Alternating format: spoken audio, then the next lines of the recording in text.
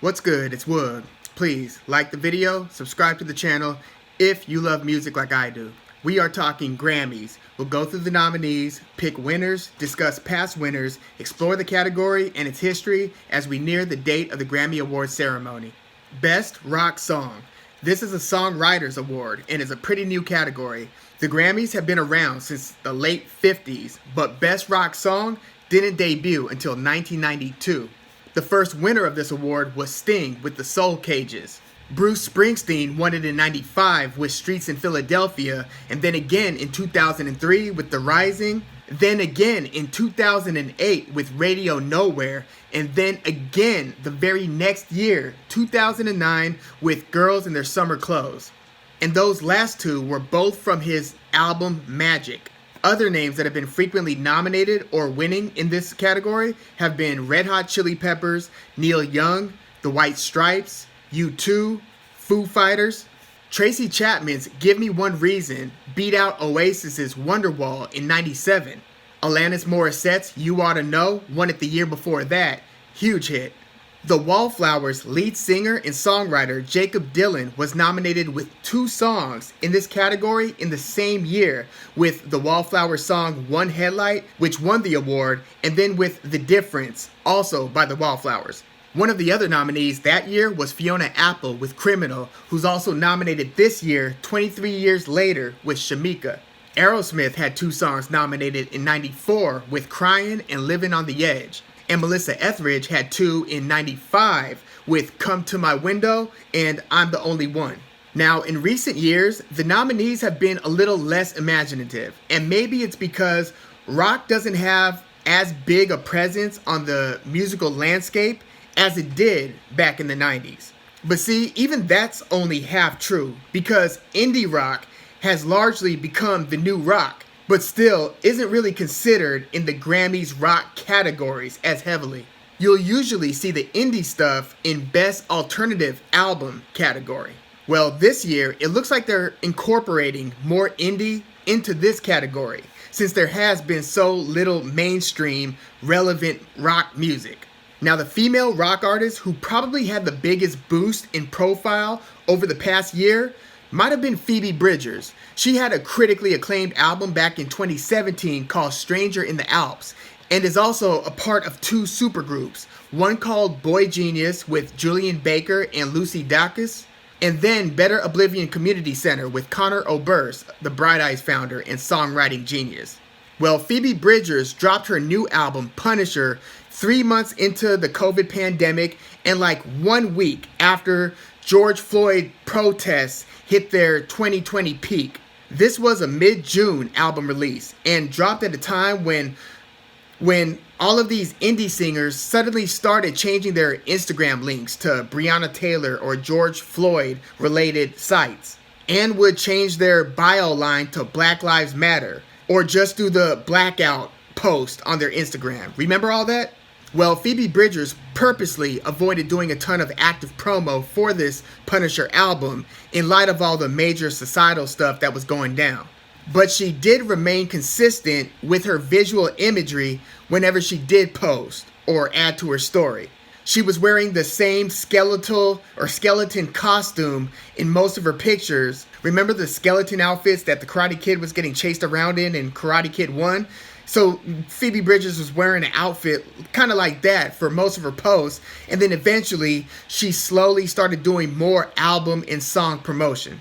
Now, this Punisher album was phenomenal, and its track 3 is Kyoto. Now, this song didn't chart particularly well, but it has trended pretty well. Month after month, it seems like her profile continuously grew. She was very creative in how she would release and perform her music during the pandemic. She did a performance from a bed in a darkened room for James Corden's Late Late Show, for instance. She performed Kyoto on Colbert's Late Show remotely in that damn skeleton pajamas. And she's now performed on SNL. That's kind of how you know you've made it, right? Well, this song, Kyoto, has an excellent up-tempo vibe, more upbeat than most of her stuff.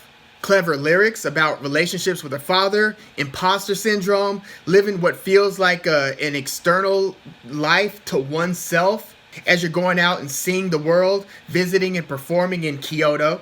Phoebe's definitely one of those modern vanguards of singer-songwriter music. But the overall indie production chops just go perfectly well with this song.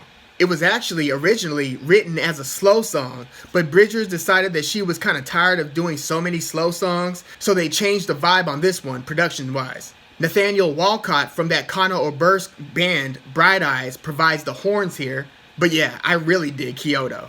Now, Kevin Parker is nominated here for Tame Impala's Lost in Yesterday, which came from their highly anticipated fourth album, The Slow Rush.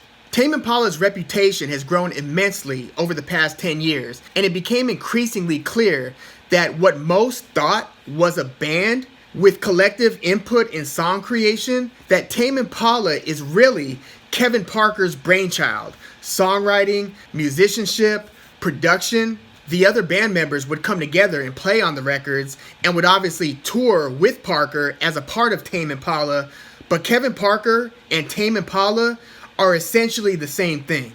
And you can check out the other band members' projects under Pond, which is former bassist Nick Albrook's band, Gum, as in G-U-M, who's Jay Watson from Tame Impala.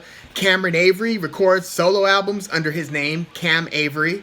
He'd actually replaced Nick Albrook when Albrook left Tame in 2013, right after the Lonerism album. But Albrook and Avery have also had a side band called Albrook Avery. And although Albrook left Tame, Kevin Parker, aka Tame Impala, still does the production for Pond, where Albrook is the lead singer. Yeah. But Tame Impala came out in 2010 with a really cool psych rock album, Inner Speaker. Heavy, distorted guitars with a lot of crunch, very cool rock bass lines, existential and often depressive lyrics. Then they returned in 2012 with what I consider as one of the best albums of the past 10 years in any genre, with Lonerism. Still pretty psych rock, but with a little more synth and polished pop production than Inner Speaker. And it feels a little more like a concept album, depending on how we define concept albums. By the way, Beach Boys, Pet Sounds, also a great concept album. But Lonerism is by far my favorite Tame Impala album. This album blew my mind in 2012. Even the intro, Be Above It, it just hits you like a Stanley Kubrick, Clockwork Orange, colorful scene.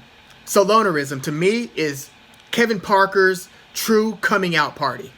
Then he totally switched gears with the 2015 album Currents, which I wasn't crazy about, but it did feature two of their best singles to date, Let It Happen and The Less I Know The Better. Those songs are pretty phenomenal. Then we had to wait 5 years between Currents and this new album, The Slow Rush, which might be the headiest of their albums. It's not my favorite album, but it's pretty multi-layered and deep. I prefer their basic and fun psych rock, straight up. So they've gradually, but overall pretty radically, gone from a psych rock artist to an electronic psych indie pop with some funk leanings type of artist. Almost psych disco in the case of The Less I Know The Better. But I do respect the hell out of all the versatility that Kevin Parker has shown, album by album. And he writes all of these songs, and it would be easy for me to dismiss him as less than elite as a songwriter, but there's something to be said for curating these thought projects and also guiding the lyricism as much as the production. And in a way, that's kind of become the new normal, even for non-folk rocky artists. So Mac DeMarco, Kurt Vile, you'd expect these guitar carriers to write their own stuff. But this bedroom pop evolution with artists like Washed Out, Neon Indian, James Blake, these are more in the lane that Kevin Parker occupies, as much as he used to occupy the bona fide psych rock lane with an album like Inner Speaker. This is pretty remarkable stuff. And although The Slow Rush wasn't captivating me song for song like Lonerism did, it's got a few strong highlights. And honestly, I wouldn't have even considered Lost in Yesterday, the one that's nominated here, as one of the two best songs on this album. So it's interesting to me that this is the one that they chose to nominate. Not that I would have chosen Borderline, their poppiest pop song from the album, but maybe Breathe Deeper or On Track or even the epic Posthumous Forgiveness, the longer than 6 minutes track 4. For some reason, the drum beat and the bass line for Lost in Yesterday kind of reminds me of Michael Jackson's Leave Me Alone from the Bad album in '87. Leave Me Alone was the album's closer. But yeah, the drums and the bass to Lost in Yesterday was kind of reminiscent of that song when I'd first heard it. And Lost in Yesterday was the 4th single release from The Slow Rush album. But the first 3 singles that dropped, they all served as teasers prior to the album's release. And Tame Impala usually has moderate chart success in the US. They kill it in Australia. Their last 2 albums hit number 1 there. But it isn't the type of artist that drops singles that like make a splash on Billboard. That just ain't Tame's game. But this is a concept song, deeply existential. But yeah, this artist's reputation has grown to become among the most credible and cool in music. Seriously, Kevin Parker has a special place in music right now. Not the most famous by a long shot, but he's kind of a sonic wizard and a musician's musician, a producer's producer, if you will. Now, Adrianne Lenker of the indie folk band Big Thief is nominated with the song Not from the album Two Hands. Over the past couple years, Big Thief went from unknown to being one of the most critically acclaimed and buzzworthy indie folk artists around. And Adrianne Lenker's voice and its ayahuasca-friendly Native American vocal inflection, the band's plucky acoustic guitar vibes, these are just really something to behold. Now, the album that this song, Not, is featured on is the second of 2 albums that Big Thief dropped in 2019. These were Big Thief's 3rd and 4th albums. Their 1st and 2nd, by the way, were released on Saddle Creek Records, Carnal Burst, and Bright Eyes label, as in the label that they run. Remember, Carnal Burst and Phoebe Bridges have that Better Oblivion community collaboration from a couple years ago. But around 2017, Big Thief started popping up on bigger festival lineups. Festivals. Remember those? But that 2017 album, Capacity, really put them on the map. So when they followed it up with UFOF at the beginning of 2019, that album had big critical acclaim. They got pretty popular and hip pretty quickly. The Pitchforks, Consequence of Sound, Stereo Gums, Brooklyn Vegans, they were all over them. That UFOF album has this one song in particular, Cattails, which just has a haunting old guitar sound. And Adrianne Lenker sounds like a 30-year-old with the spirit of an 80-year-old. Cattails was one of my favorite songs from 2019, any genre, and it's probably my favorite Big Thief song to date. So Big Thief was riding pretty high off of that UFOF release. Then, just a few months later, they released the second 2019 album called Two Hands. And this album, in my opinion, was even better than UFOF. And it also got excellent reviews. Both of these albums, in fact, were among the top 20 most featured album on the best albums of 2019 lists across all forms of music media. The website Metacritic, by the way, keeps track on a lot of that stuff. So that's 2 of the top 20 critically acclaimed albums in the same year. And track 7 on that most recent album, Two Hands, not the song that's nominated here. Not that it's not the song that's nominated here, but that Not is the song that's nominated here. Get it? Alright, that was kind of silly. But Not is not my favorite song from this album. That'd be Those Girls, or maybe The Toy. But Not does sound like the song that might be trying the hardest to be more of a dramatic single. By the way, Big Thief doesn't drop hit records. This isn't like a pop band that's looking to chart top. So talking chart position for Big Thief singles is kind of irrelevant. Even their albums have only reached 113 and 142 on the Billboard 200, and that's their 2 most recent albums. But this song, Not, is a little fuller than some of their more acoustic, folkier songs. This one has a rockier guitar, and maybe that's why they submitted this song for this category. Either way, I love that they're nominated here. They are so much more progressive, more interesting, more colorful and spry on the musical landscape than the typical old legends that are so often nominated here. By the way, this is one of the Big Thief songs where you hear both vocalists, Adrianne Lenker and Buck Meek, on vocals. Meek is singing the backup, but you also get some uncharacteristically shout singing from Lenker here. But her shout isn't like most shouts because of her kind of gravelly, sandpaper vocal tone. It's pretty dope. Also, both Adrianne Lenker and Buck Meek released solo albums within the past year. Buck just dropped his, so I haven't heard that one yet, but man, Lenker's 2 solo releases, one called Songs and the other Instrumentals. One has actual songs, acoustic songs, and the other just has instrumentals. But these were both very pleasant to the ears. I thoroughly enjoyed them both. Moving on, because I could talk Big Thief all day. The legendary Fiona Apple just dropped her super duper long awaited follow-up to 2013's The Idler Wheel called Fetch the Bolt Cutters. Fiona Apple often goes several years between albums. She dropped her first album, Tidal, in '96. That was with the big hit Criminal. Then When the Pawn in '99, 3 years later, okay. But it would be another 6 years before Extraordinary Machine, 2005. And then 7 years before The Idler Wheel. And now, 8 years after that, we get Fetch the Bolt Cutters. But the thing about Fiona Apple is that she hasn't delivered one bad or even slightly subpar album to date. Her album by album consistency through 5 now is phenomenal. She's really among the most thoughtful songwriters. I mean, her sensibility and poetry have always been next level. And she just plays the piano with a unique soul. She bad. And Fetch the Bolt Cutter had a track 2 called Shameika that had me kind of confused at first. It's nowhere near a standard pop song. Most people watching this video might have never even heard the song. It's just not fast food music. You have to appreciate at least some of the headier stuff to appreciate a song like this. Fiona is poetic in word, and her production can be sparse. It can be dramatic, theatrical, vaudeville-y. It's not for everybody. I get it. Now, I have 2 very talented siblings, blood siblings, Billy and Lisa Tucker, and they both songwrite, and they are both huge fans of Fiona Apple.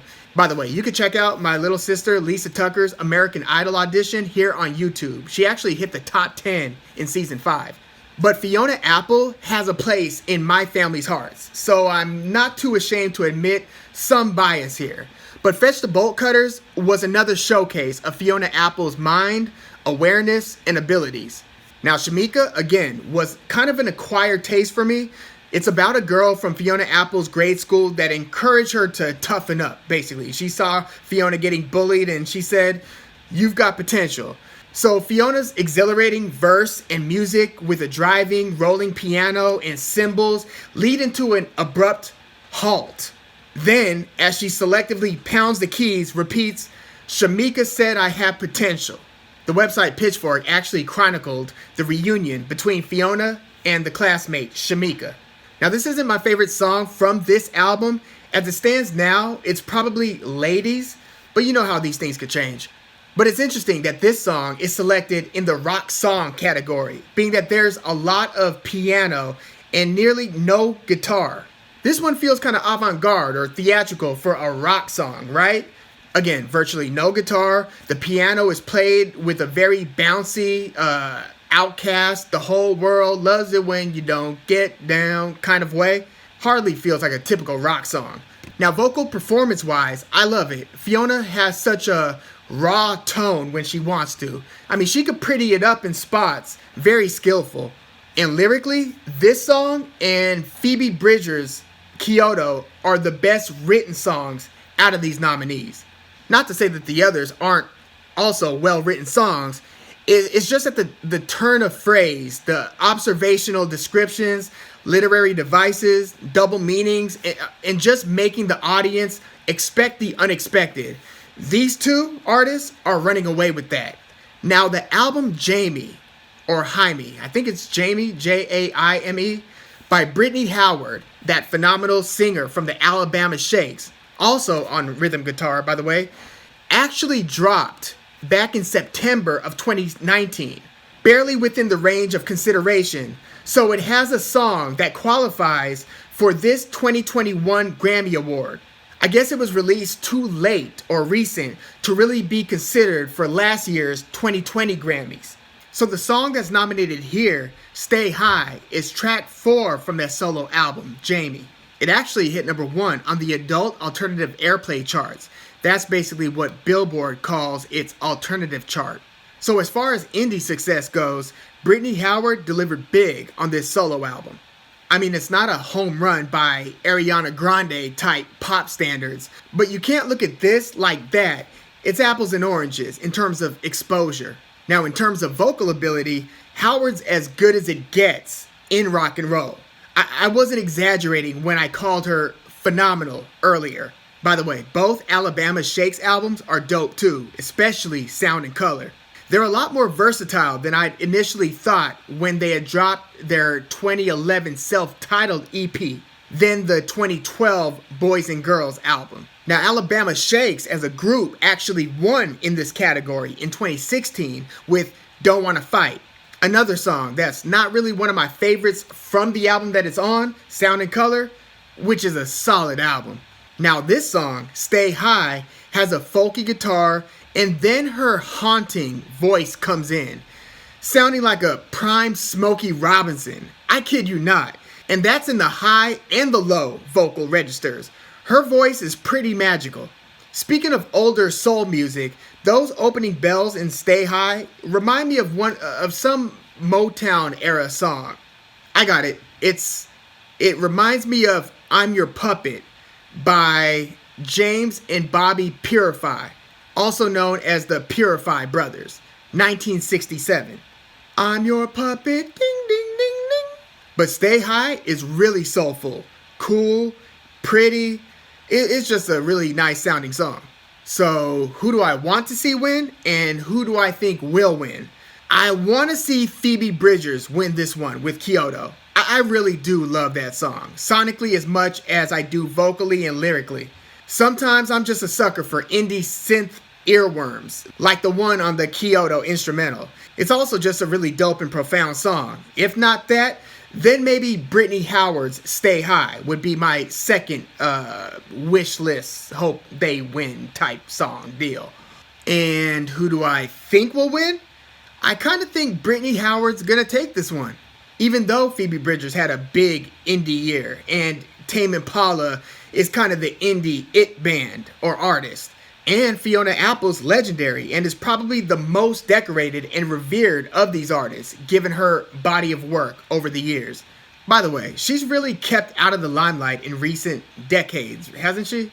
She's managed to carve out a good amount of privacy. I guess that's a choice that few in her position would really go with, given the fame-centric alternative. Anyway, although Fiona Apple's album, Fetch the Bolt Cutters, was the most critically acclaimed album of 2020, I don't think Shameika will... Wait a second. Let me take that back. The Grammys have done a lot of they've done a ton to right historic wrongs, right? Given the culturally sensitive year 2020 was. They changed executives, they introduced new categories, they've done a lot of house cleaning, and it's been tough sledding moving into this Generation Z era for the Grammys. And they've been doing all types of things to try to correct it and restore their reputation. Well, I think that Fiona Apple and the song Shameika kind of kills two birds with one stone politically. I could be way wrong here, but I think that because of the year that we're coming off, that the members of the Recording Academy might actually be more compelled to go with either Brittany Howard's Stay High or Fiona Apple's Shameika. And out of those two, I'm gonna guess they go with the elusive, somewhat reclusive Fiona Apple and Shameika. Now watch me totally whiff on all of this and they end up going with Big Thief and the song Not. So once again, the top two that I want to see win are Phoebe Bridgers, Kyoto, followed by Brittany Howard's Stay High. And the top two that I think will win are Fiona Apple, Shameika, 1, or 2, Brittany Howard, Stay High. But come on, this gotta be Phoebe's year. If not here, then maybe with the Punisher album in another category. But let me know your thoughts on this category and its nominees. Who do you want to see win, and who do you think will win? Also, what do you think about the Grammys' efforts over the past year to really rebuild and restore their reputation?